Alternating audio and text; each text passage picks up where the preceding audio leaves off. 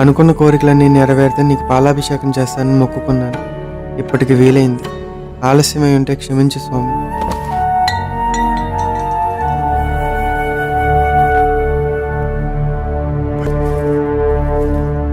అతనిదే.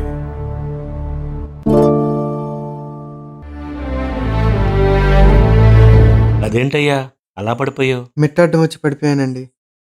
అయ్యో, పాలాభిషేకం చేద్దామంటే పాలన్నీ ఒలిగిపోయినాయే. ఇప్పుడు నేను ఆ స్వామివారికి పాలాభిషేకం ఎలా చేయాలి?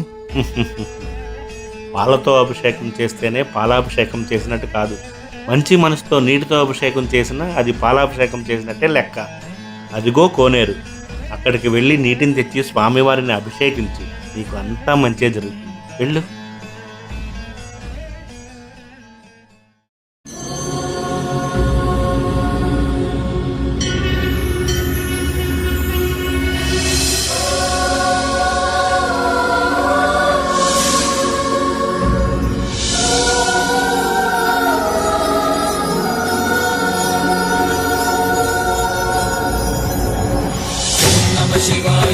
పాలతో అభిషేకం చేస్తేనే పాలాభిషేకం చేసినట్టు కాదు.